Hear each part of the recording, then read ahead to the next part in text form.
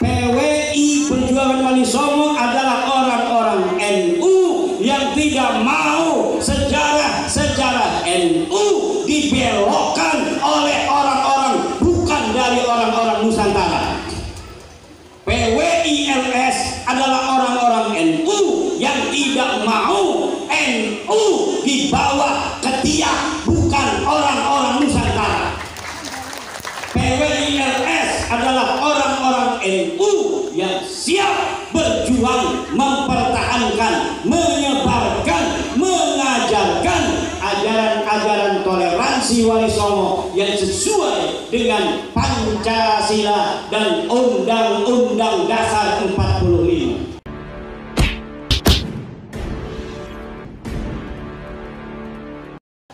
Ibu bapak, pada kesempatan yang berbahagia ini, hari di mana hati kita sedang merasa kehadiran daripada cinta baginda Nabi besar Muhammad sallallahu alaihi wasallam.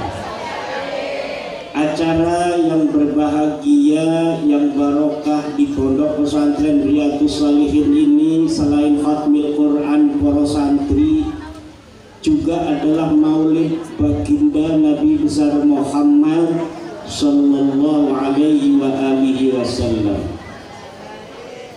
Muhammadur Rasulullah walladzina ma'ahu asyidda'u 'alal kuffari ruhama'u bainahum tarahum ruk'an sujjadan yabtaghuna fadlan minallahi wa ridwana dzalika mathaluhum fit Taurah wa mathaluhum fil Injil kazar'in akhraja shatahu fa'azarahu fastaghlaba fastawa 'ala suqihi yu'jibu az-zurra'a liyaghidha bihimul kuffar wa'adallahu alladhina amanu wa 'amilus salihati minhum maghfiratan wa ajran 'azima.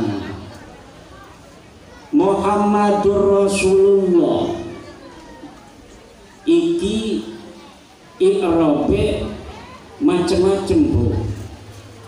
Ana sing Muhammadur Rasulullah jumlah mubtada khabar, utawi Nabi Muhammad Rasulullah iku rasule Allah.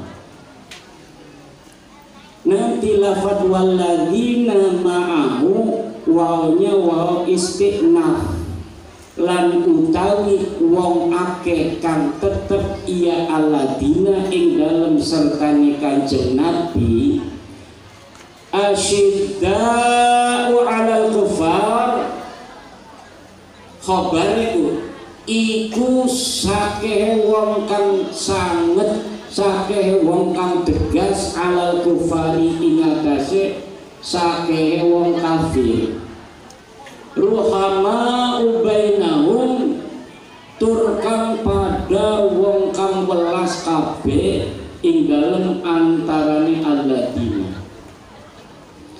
Ada lagi yang menjadikan Muhammadun jadi mubtada, Rasulullahnya jadi ataf bayan, walladzina ma'ahu wawnya waw ataf, alladzina ma'tuf kepada Muhammad. Nanti khabarnya satu asyidda'u 'alal kuffar. Ini maknanya beda. Perbedaan i'rab akan mengakibatkan perbedaan daripada makna. I'rab yang pertama maknanya adalah Nabi Muhammad itu Rasulullah dan para sahabat orang-orang yang beserta Rasulullah mereka orang-orang yang tegas kepada orang-orang kafir dan orang-orang yang saling sayang menyayangi sesama mereka. Nabi Muhammadnya tidak ikut. Kenapa? Karena asyidda'unya hanya menjadi khabar daripada alladzina ma'ahu. Sedangkan cara i'rab yang kedua di mana waladina ma'ahu tidak menjadi waw istinaf tetapi wawnya adalah waw ataf, maka maknanya adalah Nabi Muhammad, Rasulullah, dan orang-orang yang bersama Nabi Muhammad, mereka semua yaitu Nabi dan para sahabat, asyidda'u 'alal kufar, mereka orang-orang yang tegas terhadap orang-orang yang kafir, ruhama'u bainahum, dan saling sayang menyayangi di antara mereka. Beda. Ini yang ahli ngirab Kiai Sarif santri Deso. Bagaimana itu Nabi Muhammad dan para sahabat sebelum Nabi Muhammad lahir, sebelum para sahabat lahir, apakah ada berita mereka di dalam kitab-kitab sebelumnya? Ada, Bu. Kitabnya orang Kristen apa, Bu? Kitabnya orang Yahudi apa? Taurat. Taurat itu kitab yang diturunkan pada Nabi Musa 1500 sebelum Nabi Muhammad dilahirkan.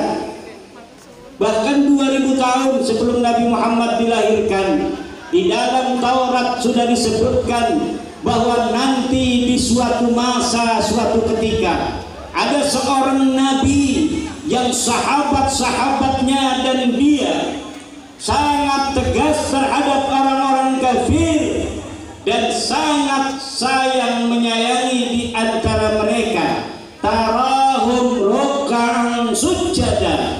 Engkau kalau melihatnya wahai orang Tegal kepada Nabi Muhammad dan para sahabat, ruk'an, kalau dilihat lagi ruku, sujadan, kalau dilihat lagi sujud, kalau dilihat lagi ibadah, dilihat lagi baca Quran, dilihat lagi pengajian, dilihat lagi puasa, dilihat lagi nolong tetangga, dilihat lagi ngebantuin tetangga masang tenda kawinan. Selalu begitu. Nabi Muhammad dan para sahabatnya, kalau engkau lihat, maka mereka maunya, kebiasaannya adalah selalu berbuat baik kepada Allah, juga berbuat baik kepada manusia.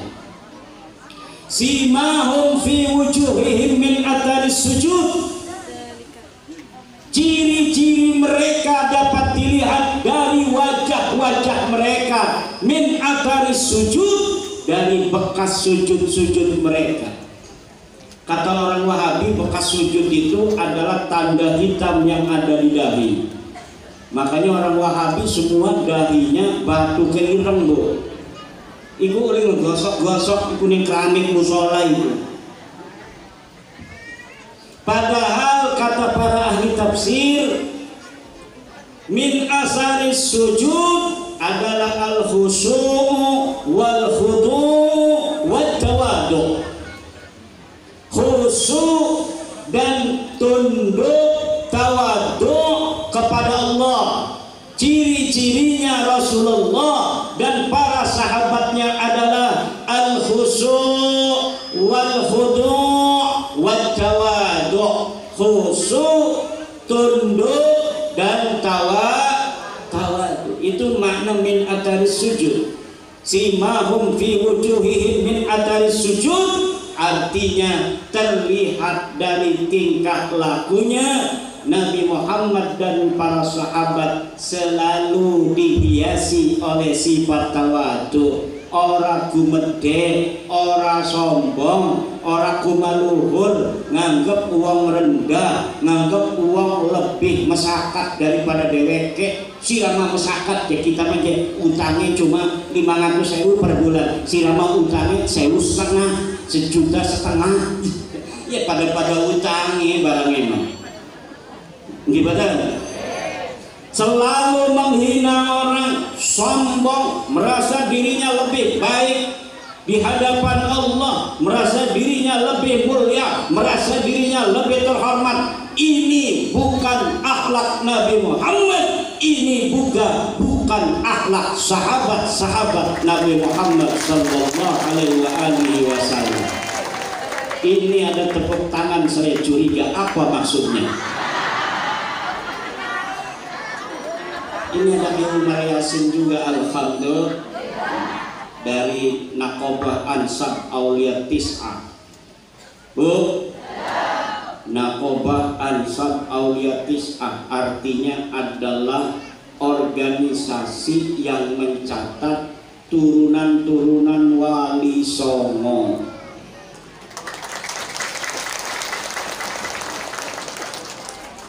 Wali Songo itu ada 9. Ada nyanyinya kan?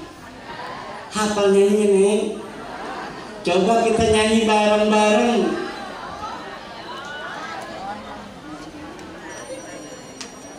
Gimana pertamanya? Sunan Gresik Maulana Malik Ibrahim.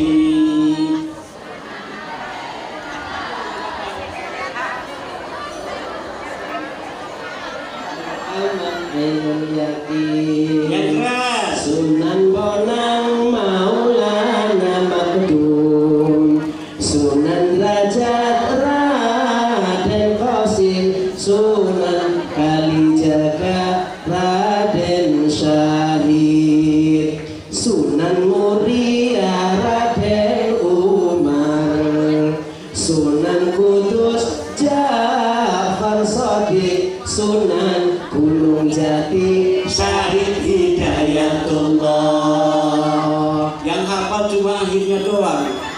Sunan Gunung Jati Syahid Hidayatullah. Alhamdulillah.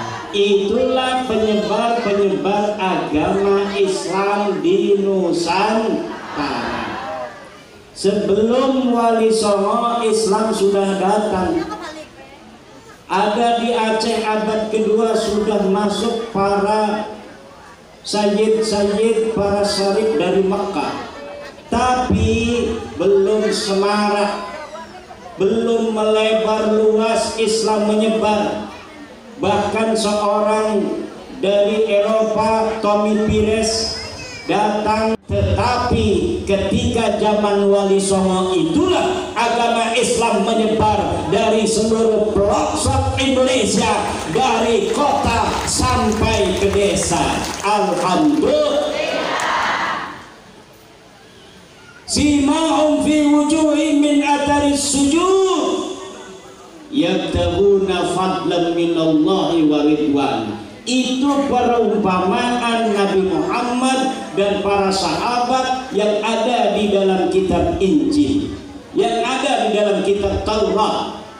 Sedangkan di dalam kitab Injil, wa masaluhum fil injili kazar'in, Nabi Muhammad dan sahabatnya itu seperti pohon akhraja syat'ahu, yang mengeluarkan tunasnya, fa'azarahu, kemudian menjadi kuat, fastaghlada, kemudian menjadi besar, fastawa ala suqihi, kemudian dia tegak berdiri, yu'jibu surra liyaghidha bihumul kufar, yang akhirnya mengherankan, membuat kagum para petani. Agar apa? Nabi Muhammad dan sahabatnya diibaratkan seperti sebuah pohon yang mempunyai anak pohon, kemudian anak pohonnya besar dan menjadi kuat, liyaghidha bihimul kufar, agar orang-orang kafir menjadi marah. Ini sama seperti PWI.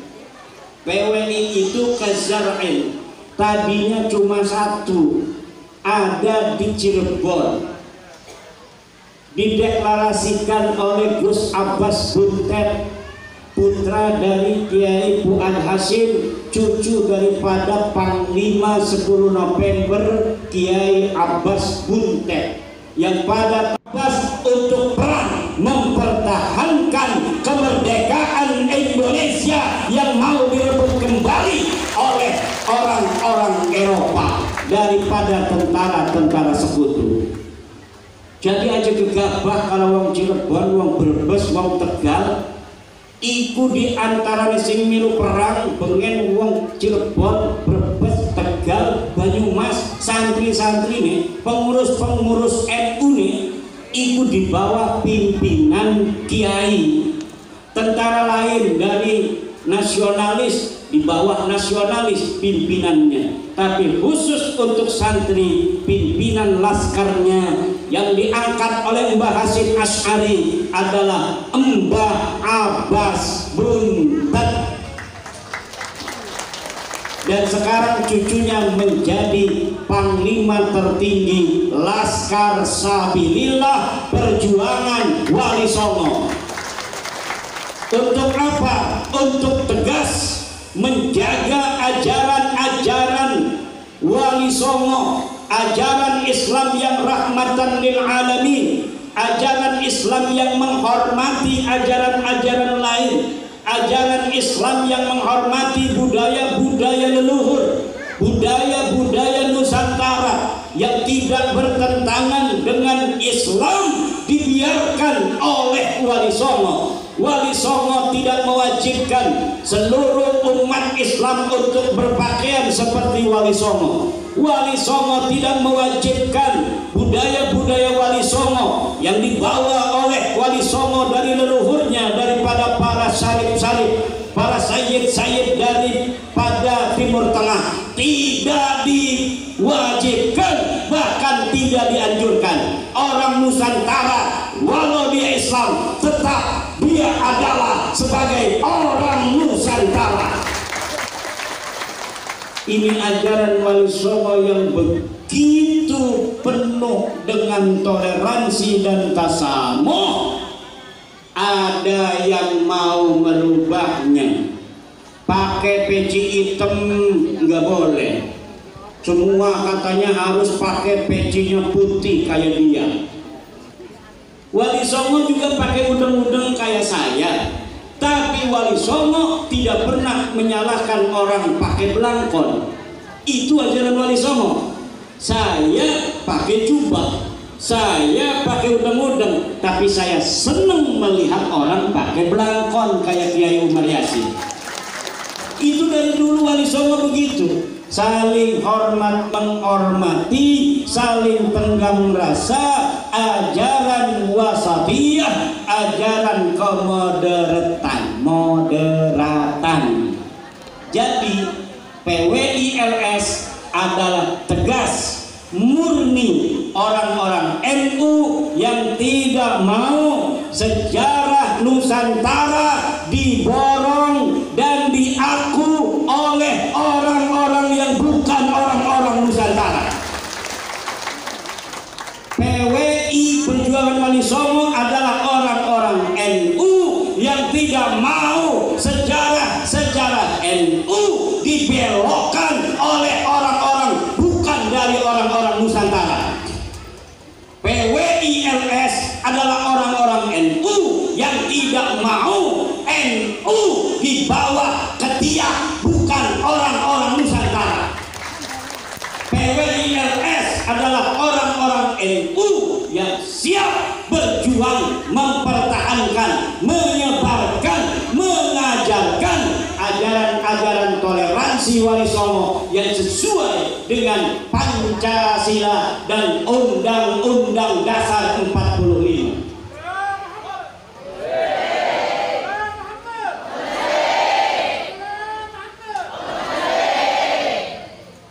Negara Indonesia ini sudah 79 tahun merdeka, betul Bu? Sebelumnya kita dijajah, ratusan tahun kita dijajah Bu. Kalau dijajah nggak boleh kita duduk-duduk begini enak-enakan dengerin ceramah, pakai tenda segala macam, ada lampunya, siang-siang ada lampunya.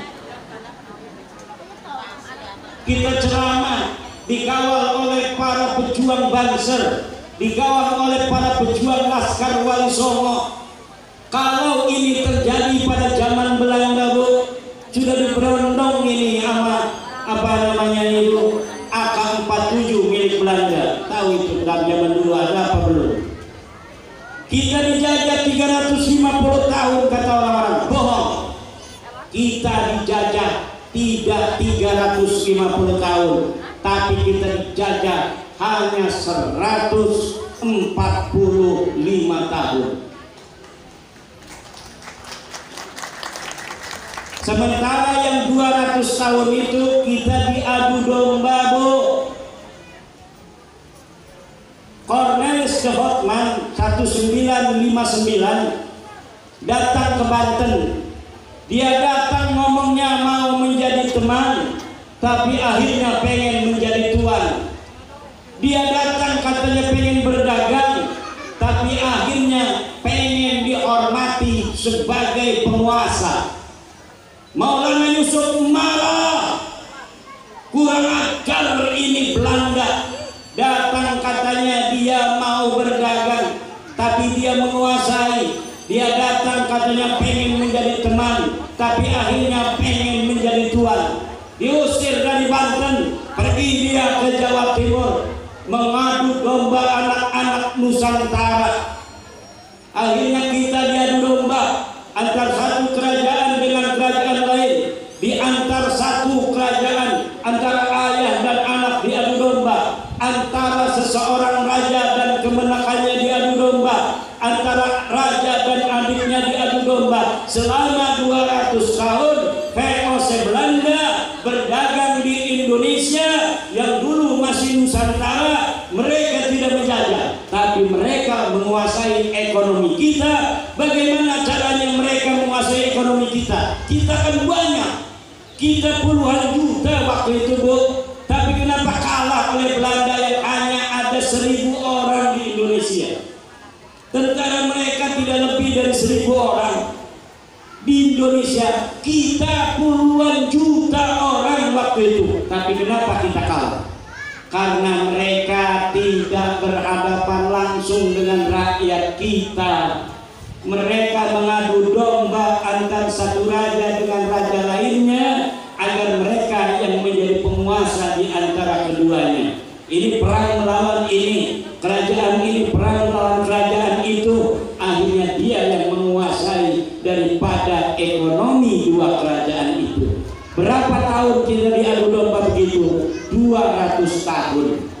Sampai VOC Belanda tahun 1800 Masehi kemudian bangkrut. Setelah bangkrut kemudian Belanda datang ke Indonesia menjajah secara langsung, barulah dikuasai.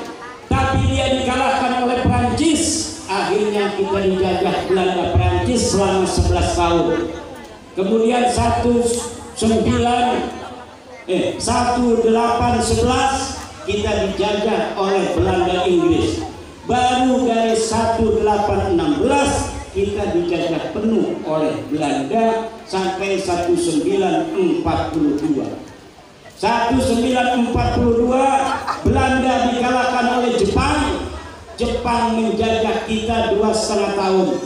Lalu kita merdeka. Bagaimana kita merdeka? Apakah kemerdekaan yang kita raih adalah hadiah daripada penjajah? Tidak. Kemerdekaan yang diraih oleh bangsa Indonesia bukan hadiah daripada Jepang, tapi kita berkorban.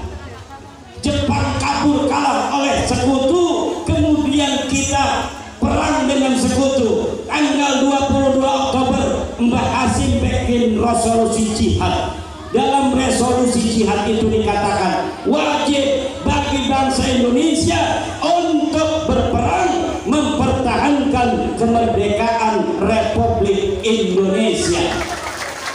Siapa yang mati dalam perang itu akan menjadi syahid, dan siapa yang berkhianat untuk perjuangan itu bisa dihukum mati. Tegas Mbak Hasim Asyari itu, Bu. Makanya jangan heran kalau kita berjuang melawan orang-orang asing tidak mulus. Kenapa? Karena kebanyakan tentara mereka juga saudara-saudara kita. Understand? Itulah cara-cara penjajah di dalam menjajah suatu bangsa. Mereka tidak langsung berhadapan, ini orang Belanda 1000, ini orang Tegal 1000. Orang Tegal itu Bu, kalau sudah ngadepinnya itu musuh nggak kenal sama sekali, dia puputan, mati-mati urip-urip, maka pasti akan kalah itu Belanda. Tapi kalau di hadapannya itu kelihatan ini orang Tegal, tentaranya Kiai Miftah, Kiai Syarif, Kiai yang bawa Al-Quran, di sananya orang Tegal juga. Rasa-rasa atine perangi. Ketika rasa-rasa, ya kalah. Karena kita mah ada rahmah, kita ada kasih sayang, sementara mereka tidak ada rahmah, tidak ada kasih sayang. Makanya mulai siki wis PWI lah aja rahmah-rahmahan. Hajar ke sini. Siap. Kalau rahmah-rahmahan, kerunya-kerunyaan, suwe-suwe ngerunjak itu wong. Jorogaken besi. Atau kita husnudon nama orang yang sudah jahat benar, ya kitanya akan kalah. Husnudon dia nimula lemah ya dicopot. Bu, anu ulah lemah. Arab nyopot, ibu lewat Arab jimiahan. Lah husnudon be malah dicopot jadi parah-parah orang apa. Kira-kira iku wong pinter apa belum? Orang pinter apa belum? Orang yang husnudon pada sesuatu yang jelas salah itu pinter apa belum? Awas tuh ya, banser aja pura-pura orang itu lang banser. Kata kasat Kornas, hei banser Bang Sujoni, ini gula, ini garam manis. Sedangkan Bang Joni sudah ngerasa garam ini asin. Mau ikut kasat Kornas apa ikut hati nurani? Hati nurani, tepuk tangan. Lah ya di husnudoni manis. Ya orang nurut lah nih hati nurani orang pada. Uang jadi kita jajal wis asin kokon di husnudoni manis premen iku. Berarti husnudon dalam masalah begitu boleh apa tidak? Boleh nggak kita husnudoni gula itu asin? Boleh nggak? Kita husnudoni garam itu manis? Boleh apa tidak? Lamun anak sing husnudon mengonon bloon apa goblok? Bloon apa goblok? Serenku ya. Orang berdua masalahnya lagi. Awas tuh, wong Tegal kudu tanggung jawab sing ngomong goblok mau karo tolol ya. Awas tuh. Yo mana ulah arep nyokot. Ulah arep nyokot, ulah lemah. Di husnudoni ora apa-apa lah. Lemur kita abu, bisa-bisa mati gitu badan. Maka kira-kira dalam hidup ini Bu, ada husnudon, ada suudon. Lah orang setiap husnudon itu bagus, orang setiap suudon itu jelek. Gimana? Kita uang dua laki uang soleh, entas ngeriung, gawa berkat, tapi di suudon nang ibunya, tas gilir ya. Nah ibu orang uli ya, ini suudon, wis jelas izin aja Arab ngeriung baliknya ngegawa berangkat wis jelas ada buktinya, bukti sejaman. Lah iki masih suudon ngakunya gilir yang singin nom. Iku uli ta ora kusuudon makanan. Ora uli. Kenapa? Karena wis tampang iku wong saleh, lungane nganggo sarung, nggo peci, nggo sorban, ngomong arep meriung ning mushola al jihad. Barang esuk-esuk tuku uduk, no. Takoni tetangga membengi jeung ngriung enak ya alhamdulillah ya. Iwak enak jembu je wong mushola al jihad. Laka-laka ngeriung membengi kene. Laka acara apa-apa. Ligane berkate uli tuku. Uli tuku sing warung Padang karo warung Tegal. Aduh dibohongi. Lah iku suudon ning laki model mukolan karo apa, Bu? Senajan nggo peci, nggo sorban. Barang tekan musola meneh diuculi, sorbane diuculi. Sarunge diuculi, peci diuculi. Langsung kabur dia kene ning Rabit Nomi.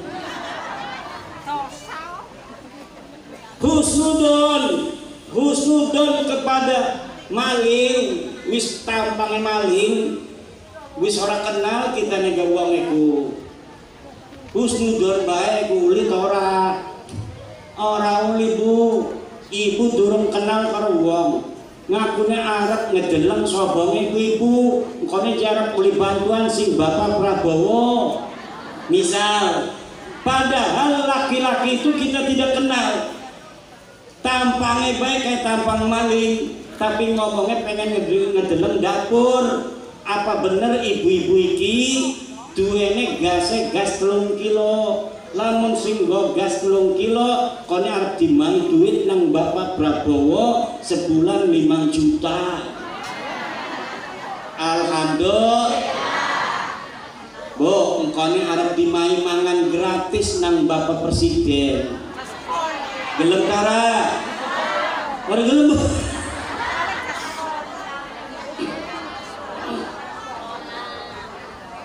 Akan dikasih makan siang gratis oleh Bapak Prabowo dan Bapak Gibran. Alhamdulillah. Siki lagi digembleng menteri-menterine ning Yogyakarta, ning Magelang. Lah iki ibu lan bapak-bapak husnudon. Kadang-kadang husnudon ada yang tidak boleh, yaitu husnudon kepada sesuatu yang sudah jelas berbahaya, maka tidak boleh kita husnudon. Suudzon kadang-kadang hukumnya wajib apabila sesuatu halnya itu qarinanya sudah jelas-jelas dan akan membawa kemudaratan yang panjang. Ibu bapak ada dialog apa enggak? Ya, nanti ibu-ibu ini ada permintaan dari para kiai-kiai, katanya pengen ada yang tanya tentang nasab Baklawi.